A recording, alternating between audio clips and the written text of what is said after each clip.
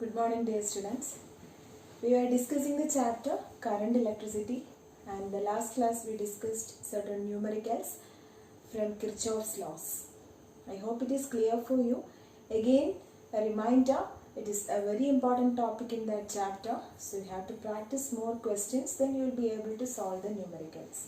Okay, so today we are moving to yet another topic of this lesson, that is Wheatstone Bridge. Okay, the topic is Wheatstone Bridge.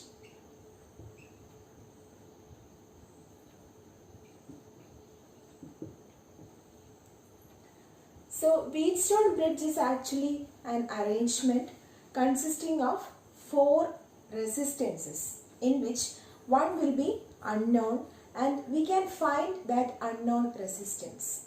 Understand? In short, we can say that it is an arrangement used for determining unknown resistance. Okay? Wheatstone Bridge is an arrangement used for determining or for finding the unknown resistance. Okay? So it is used to find the unknown resistance.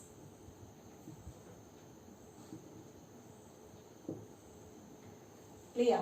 Now I will draw the diagram, the arrangement for Wheatstone Bridge, then we will discuss more. Okay? So this is the arrangement for a Wheatstone Bridge. Okay, listen carefully. Here it consists of 4 arms, 4 resistance arms or 4 resistances like P, Q, R and S, which are arranged in a quadrilateral. Understand? So here P, Q are non-resistances. Non-resistance. P and Q are non-resistance. Then we have R here, isn't it? R is a variable resistance, which can be adjusted. Okay, variable resistance. And S is our unknown resistance. S is the unknown resistance which we are going to find. Clear? Now we have a cell and a galvanometer. So here one key is used. Let it be K2 and this be K1. Okay. This is our cell E, having an EMF E. Now these are arranged as 4 arms, in the 4 arms of a quadrilateral, and for this Wheatstone Bridge it is using a principle, and the principle is, if there is zero current through this galvanometer, that means if the galvanometer shows null deflection, then it will follow a ratio, or these resistances will obey one relation, and the relation is P by Q is equal to R by S. Understand? So this is the principle used by Wheatstone Bridge. Again, what is the condition? The condition should be when zero current is there in the galvanometer. Galvanometer, you know, it is a device used to detect the presence of current, isn't it? So here we are connecting a cell, then the current will flow from this particular positive terminal and move to this particular junction. Then at the junction it will break, that we will discuss later. And finally a little amount of current will flow through the galvanometer also. This galvanometer has a resistance, isn't it? Since it has also a resistance, and that resistance is mentioned by the letter G. So this G is actually the resistance of the galvanometer. Now when a current flows through the galvanometer and at some point, this galvanometer shows a null deflection. This galvanometer shows zero deflection. You know galvanometer, and you have seen galvanometers in the lab, in which you can view like this, isn't it? This is the form of a galvanometer, and if the needle is standing here, it means that it is zero deflection. If it is moving to one direction, means current is there. Current is moving from left to right or from right to left. You can identify that. The direction also you can identify with the help of a galvanometer. And if the needle is at the center, means it is having zero current. That means no current is flowing through the galvanometer. So in such a condition, this bridge should obey the relation P by Q is equal to R by S. Or we can say, alternatively we can say that if P by Q equal to R by S, there is zero current in the galvanometer. If P by Q, if this Wheatstone bridge obeys the relation P by Q is equal to R by S, then there is null deflection in the galvanometer, or there is zero current in the galvanometer. Understand? So we have to prove. Proof is required here. Prove what? This relation. What is the relation? P by Q is equal to R by S. For doing the proof, we should be clearly knowing the Kirchhoff's laws. Understand? By applying Kirchhoff's laws to certain loops, we are proving this relation. We are going to prove this relation. So be careful. Along with this particular principle, this proof is also asked for the board exams. Okay. So shall we move to the proof? Okay. So the arrangement of Wheatstone bridge consists of, as I told, it consists of 4 resistances in the 4 arms of a quadrilateral. Okay. Here P and Q are the non-resistances. Then R is a variable resistance. S is the unknown resistance, the resistance which we are going to calculate or to find. Okay. Now this particular, actually if you are redrawing like this, no, this is like a square here, right? Square. Then these are the 2 diagonals, means diagonals of this quadrilateral. Okay. Now if I changed one of the diagonal like this, I made it to go out. That means from here to here, no? I made it to come out. How will it become? As it will become like this. Isn't it? Now here I placed one galvanometer and here I placed one cell. This is all about the diagram. Clear? Now in these 4 arms I placed 4 resistances. Easy only, no? Okay. Clear? So here this diagram, you just reverse it, you can see this diagram. Clear? Now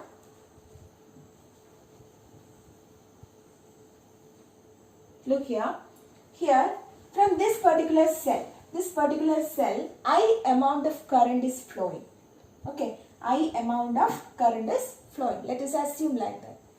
Now when it comes to this particular junction, it will split to 2 resistances. You can see the 2 resistances, which are they? P and R. Okay. So when this I amount of current reaches here, let us assume that I1 current is flowing through P, and here what is the remaining current? If I1 current is flowing from I, what will be the remaining current here? Yes, it will be I minus I1. Isn't it? Clear? So I current is flowing, then at the junction A, I1 current is moving towards the resistance P, and remaining current is I minus I1, which is going through R. Okay. Now when it reaches this particular point B, you know that since there is a resistance, a particular amount of current should flow through that particular galvanometer, and that is assumed as Ig. Clear? Ig is the current passing through the galvanometer. Then what is this amount? This amount, you know, I1 current is coming here and Ig is going towards this path. So what is the remaining here? It will be I1 minus Ig. Okay, I1 minus Ig. Clear? Now here you can see I minus I1 current is flowing like this, isn't it? Here also Ig current is flowing towards the junction. As you have studied in Kirchhoff's first law, junction rule, at the junction the current coming there will add up, isn't it? And then they move. So here I can write I minus I1 plus Ig. I minus I1 is this current, Ig coming here. So together I minus I1 plus Ig will move through the resistance S.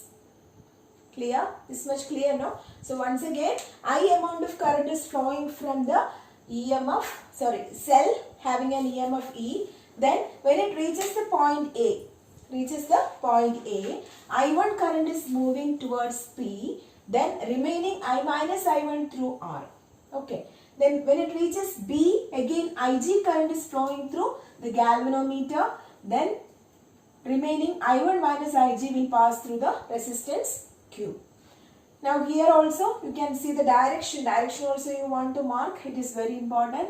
So here it is I1 minus Ig towards BC. Then here it is from D to C it is moving, isn't it? D to C it is moving like I minus I1 plus Ig. This much clear. And I have named this particular quadrilateral as ABCD. Now we can divide it into two loops and apply Kirchhoff's laws. Okay. So first of all, I am considering the loop A, B, D, A. A, B, D, A. In this loop, you can see I1 current is flowing through P. P is the resistance. So you know I into R. Isn't it? That is the voltage drop or voltage gain, whatever it is. So here my resistance is P. So I will write it as I1P. This is Kirchhoff's second law. I1P. Then here when it is going like this, I can write it as plus Ig into G. Clear? Then coming here, you can see I am going against the direction of the current. So I can write it as minus of I minus I1 into R is equal to 0. Because in this loop, there is no EMF. Clear?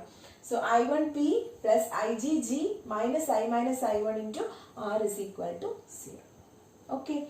Now again second loop BCDB.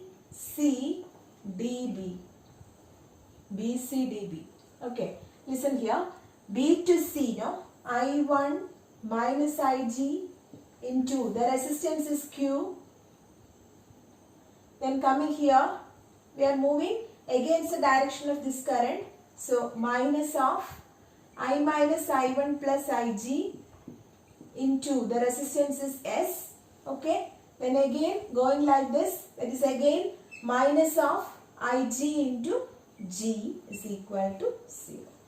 Here also there is no cell there, so that EMF is 0.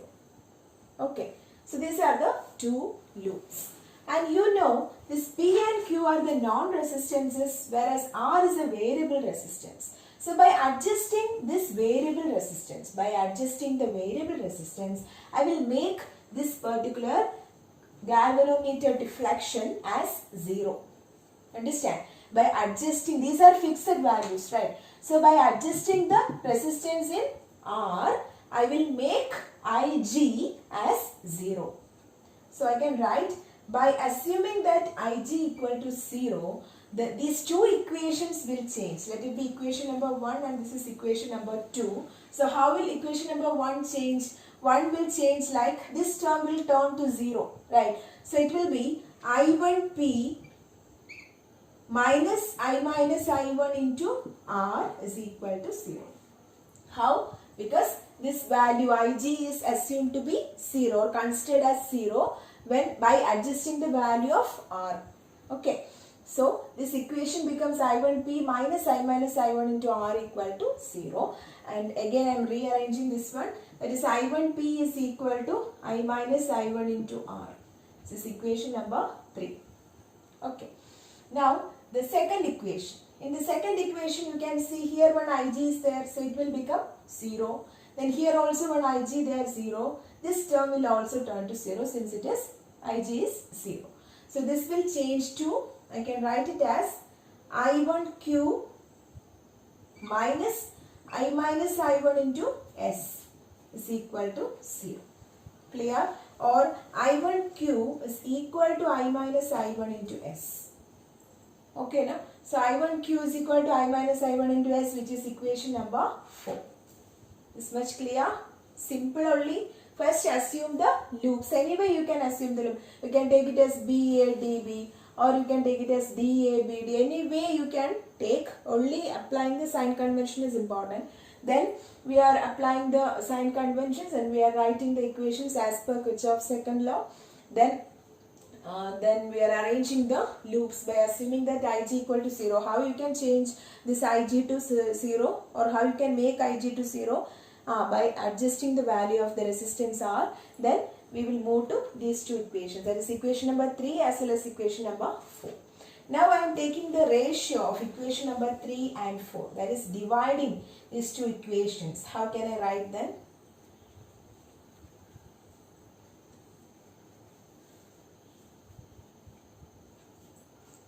I will write here, that is I1P divided by I1Q is equal to I minus I1 into R divided by I minus I1 into S. Clear? So these terms will get cancelled and finally P by Q is equal to R by S. So hence proved. This is what we were looking to prove, right? This is the relation that these resistance arms should obey in order to make the bridge balanced. Okay, so that is the one mark question. What is the balanced condition of Wheatstone bridge? What is the balanced condition of Wheatstone bridge? Yes, it should obey the relation P by Q is equal to R by S when Ig is equal to 0, or the current through the galvanometer must be 0, or the galvanometer shows null deflection. P by Q equal to R by S is the condition where the bridge is said to be balanced. In such a balanced condition, the current through the galvanometer will be 0. Understand? So we proved the relation P by Q equal to R by S by assuming two loops here. Then just putting Ig equal to 0, rearranging the equations, taking the ratio, we get the expression P by Q equal to R by S. Hence proved.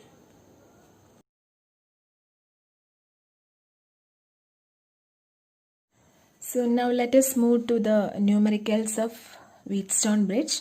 First question.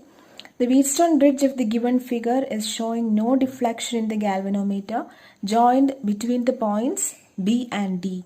Compute the value of R. Okay, so here you can see a Wheatstone bridge. It is already given that it is a Wheatstone bridge. So no deflection in the galvanometer. So the value of resistances are 100 ohm, then here 100 ohm, 200 ohm, then here 40 ohm. Okay, so what you have to do is you have to find the value of R. This R is in parallel with this 100 ohm. Okay, so here you have to find the effective resistance. The resistance R is in parallel with this 100 ohm. So you have to find the effective resistance. It is given that this setup is a Wheatstone's bridge. Easy. So because we have the relation we already studied, that is P by Q is equal to R by S. Isn't it? So first you have to compute this effective resistance. How will you calculate? How will you find this effective resistance? That is 1 by R plus 1 by 100. Isn't it? Parallel combination. So how will you write? 100 plus R divided by 100R.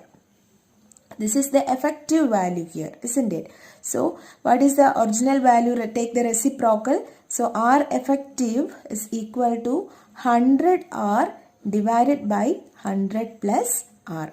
100R divided by 100 plus R, isn't it? So that is the R effective value. Now you can substitute, that is you know the equation P by Q equal to R by S. P by Q. Here instead of Q you are getting the value 100R by 100 plus R.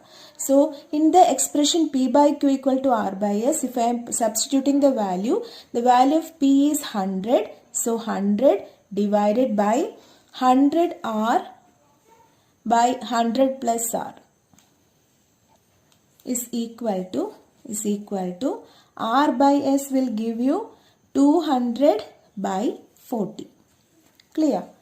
So here 100 get cancelled. This will go up. So the equation will change to 100 plus R divided by R is equal to 200 by 40 is 5. Isn't it? So 100 plus R is equal to 5R, or you can write 4R equal to 100. Isn't it? 4R equal to 100. So what is the value of R? R equal to 100 by 4, which is 25 ohm. Clear?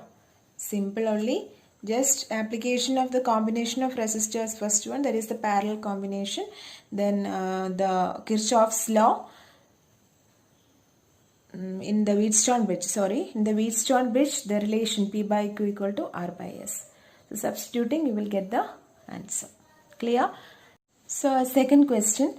Calculate the equivalent resistance between the points A and B of the network shown in figure. Okay.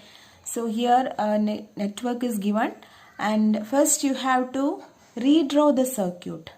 If you are redrawing the circuit, you can see that this 10 ohm is common for both 1 and 4, as well as connection with 2 and 2. So just redrawing the circuit. So when you are redrawing, you will get like this. That is, this 10 ohm will come here. Okay. Then 1 ohm. Then 1 connected to 2 ohm. Clear? Then 2 is having a connection with 4 ohm, and similarly here 1 ohm is in connection with 2 ohm. Understand? So now when you are closely observing, it is clear that it is similar to the diagram of a Wheatstone bridge, isn't it? So let us check the ratio whether it obeys the relation. Listen, here our ratio is P by Q is equal to R by S. Isn't it? P by Q is equal to R by S. So you can write 1 by 2, which is equal to 2 by 4. Also this is equal to 1 by 2. That means this particular circuit obeys Wheatstone bridge principle, and so this 10 ohm will be ineffective. Actually this 10 ohm will be the resistance of the galvanometer, which is ineffective. Understand? So you can directly conclude that this is a Wheatstone bridge. Okay.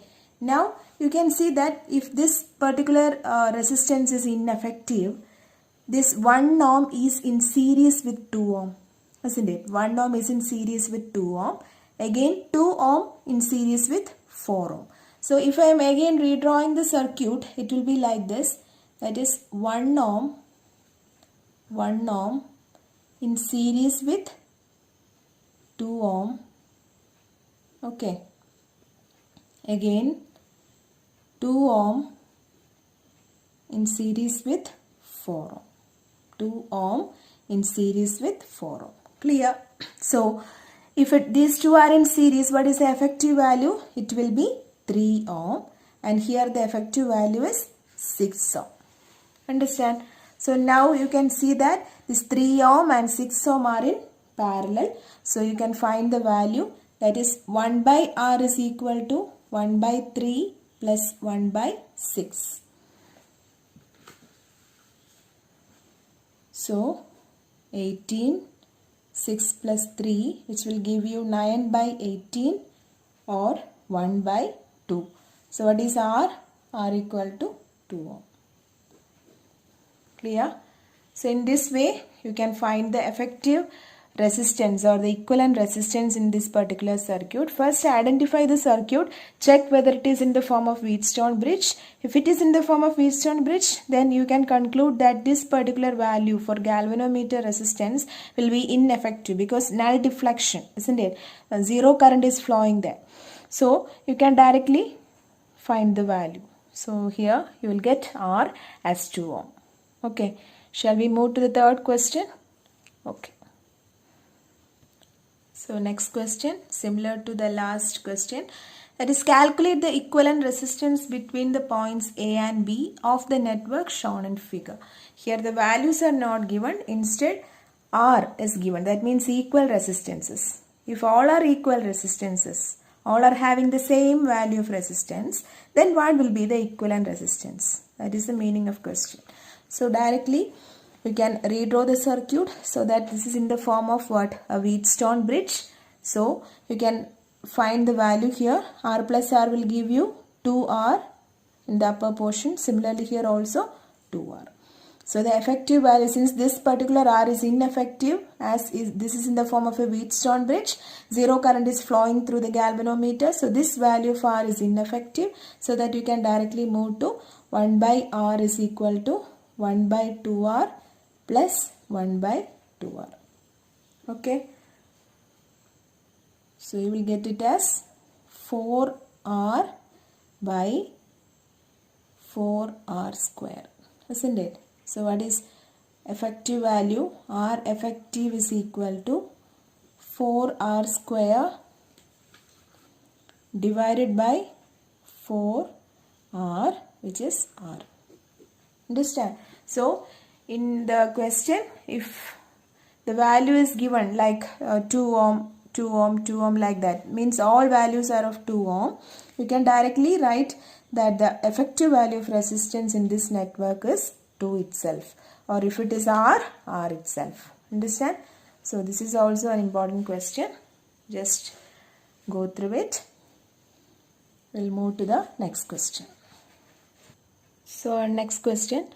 Each of the resistance in the network shown in the figure equals R, capital R. Find the resistance between two terminals A and C. Okay. Again, if you are closely observing, you can redraw the diagram again. That means this terminal A, if you are taking this terminal from this point and just stretching like this, okay, just opening like this, it will be similar to a Wheatstone bridge. Understand? So if I am redrawing, I can draw like this. R will be the resistance through the galvanometer. Clear? That is dB is the resistance through the galvanometer. Then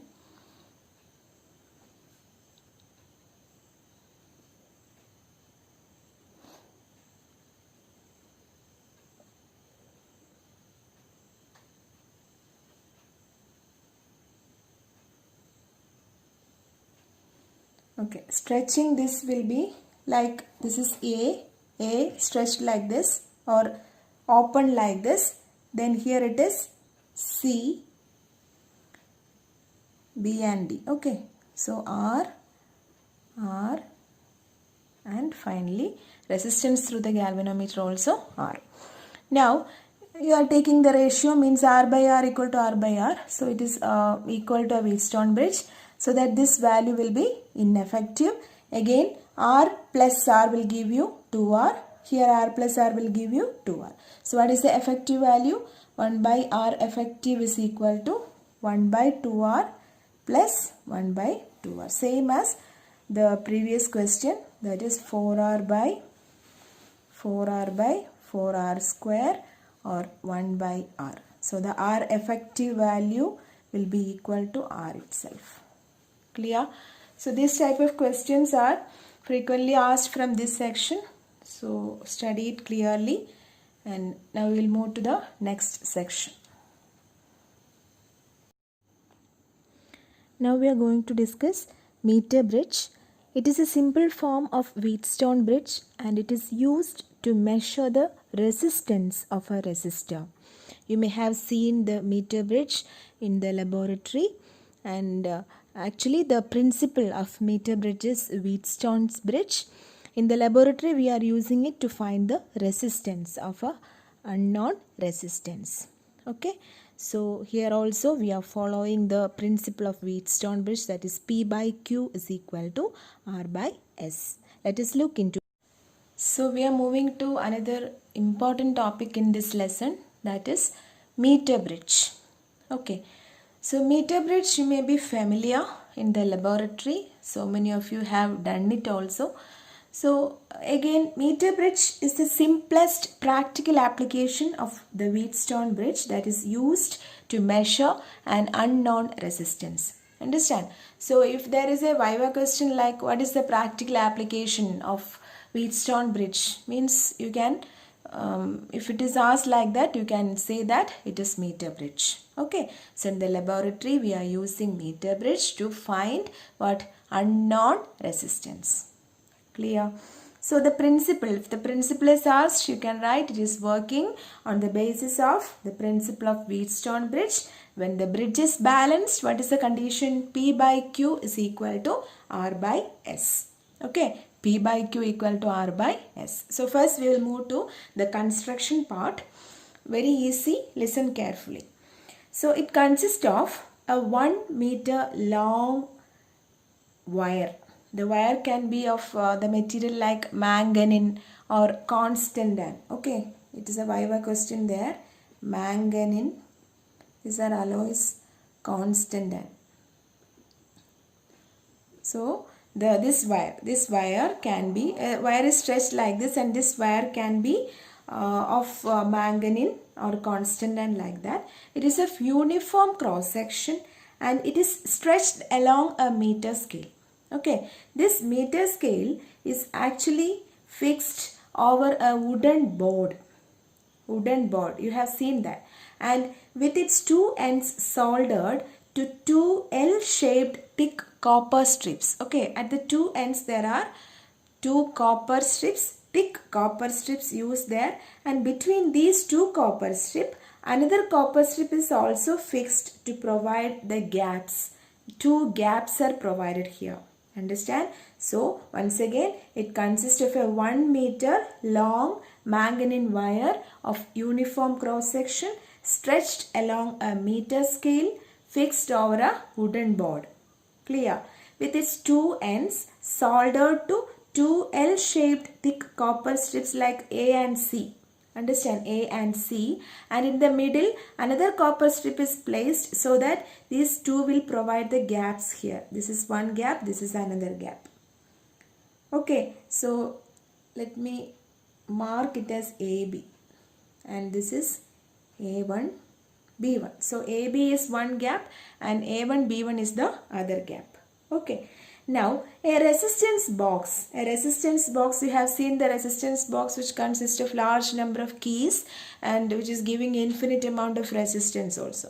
So, resistance box is connected in the gap AB, and the unknown resistance, we are using nichrome wire in the laboratory for doing meter bridge experiment, and you have seen that. So that is an unknown resistance value, we don't know the value of resistance for a particular length, so we are just cutting a particular length of wire and connecting in the right gap. Understand? So this is the first section. Then a source of EMF is connected here. Understand? From this point A, a source of EMF is connected across this AC, okay, with the support of a key. Then a movable jockey you have seen. Jockey is used to move over this wire or slide over this wire.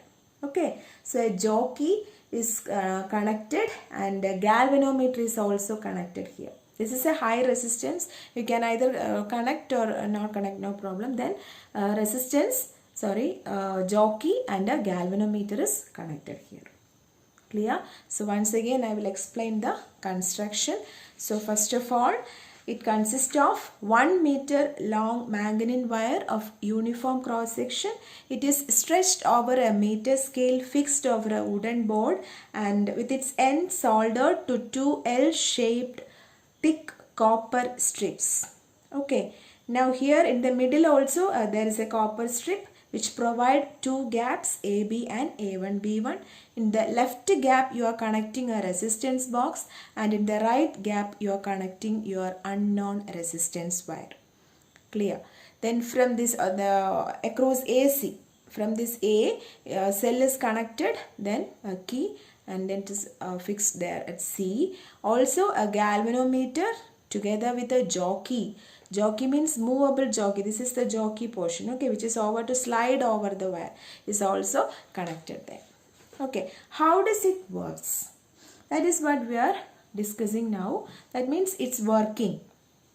That is, after taking a suitable resistance from the resistance box, the jockey is moved along the wire. Understand? So first you have to take a suitable, like 1 ohm.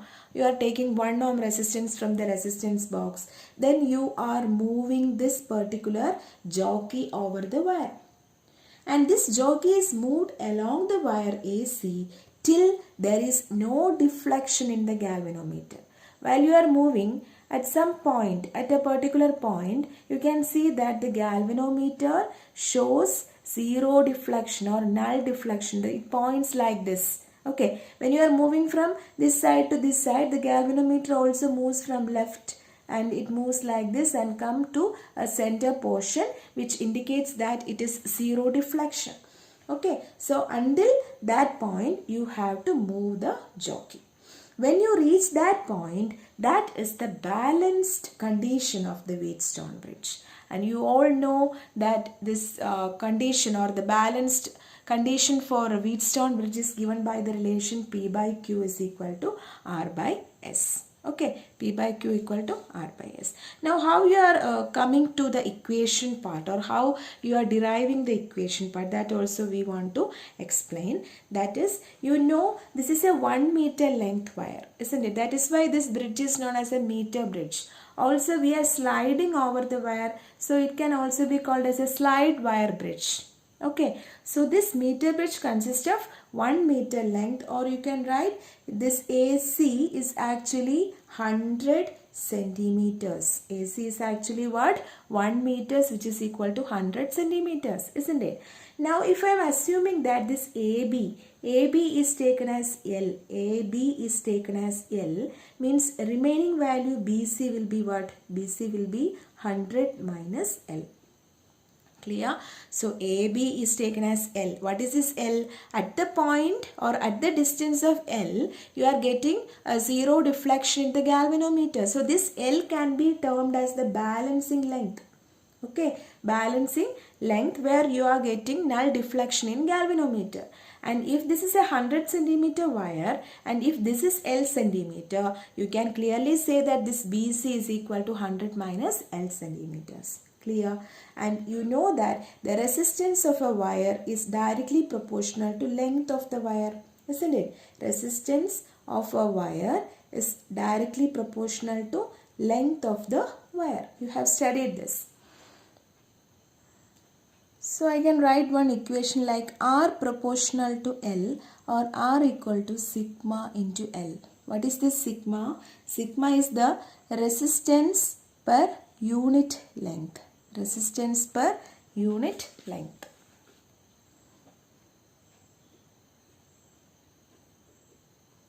Clear? So this is a general expression, you just keep it in mind. So here, what is our resistance? Listen carefully. Our resistances are, according to Wheatstone bridge, we have 4 arms and we have P, Q, R and S. Understand? So here I can say that this P by Q is actually the resistance of AB by resistance of BC. Understand? So here we are using a wire, and when we reach a particular length, you can see the null deflection in galvanometer. So this length is actually directly proportional to that resistance of the wire, isn't it? So if I consider this AB as a resistance of AB, I can name it as P, isn't it? P. And remaining BC, I can name it as Q. Clear? So P by Q we got. Okay. Then this is R and this is S. Understand? So according to our Wheatstone diagram, you know that P and Q are the known values. Clear? Then R is the variable resistance and S is the unknown resistance. So here also P and Q are known, because L you can find, then remaining you can find using 100 minus L. Then this value you are varying the resistance, you are changing the value. So this is taken as R and our unknown resistance is taken as S. Okay, so here I can write P by Q, which is the resistance of AB by resistance of BC, is equal to, I can write it as sigma L divided by sigma into 100 minus L.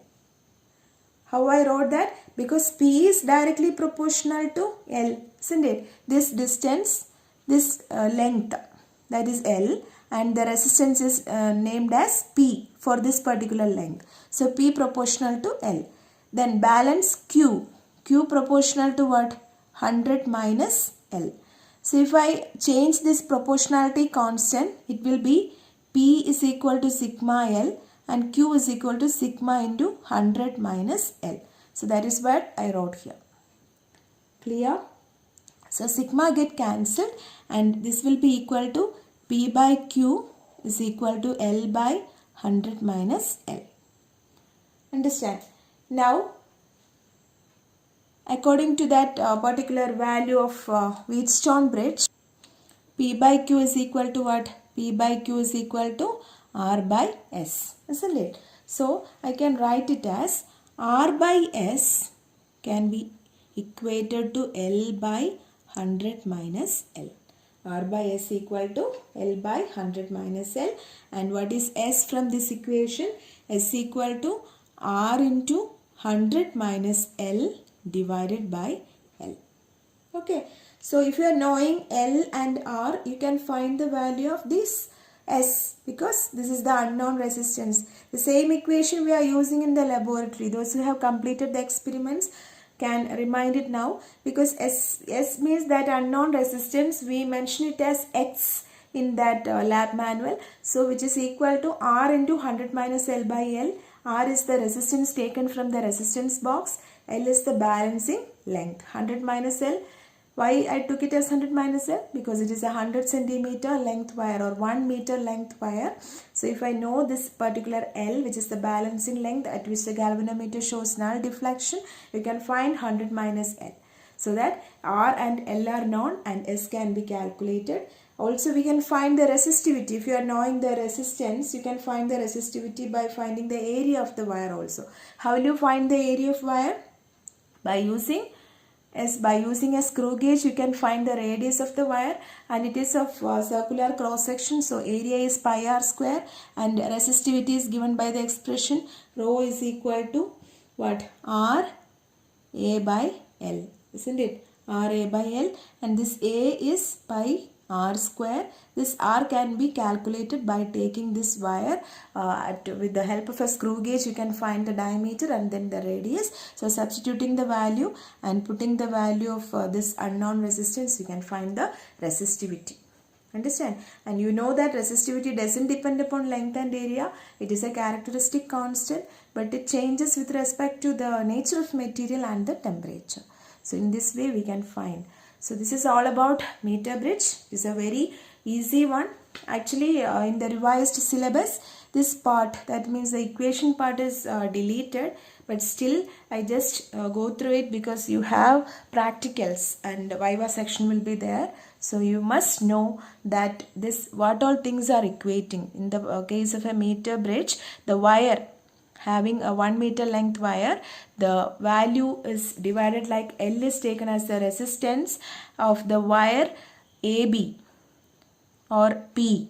Okay, and 100 minus L will be equated to the resistance of BC, which is taken as Q. So P by Q must be equal to R by S. Here R is the resistance box and S is the unknown resistance. By equating, we can find the expression for the unknown resistance, which is S is equal to R into 100 minus L by L. So I hope it is clear for you. In the next class, we will discuss some numericals with a meter bridge. So have a nice day. Go through all the topics, study it clearly, and thank you.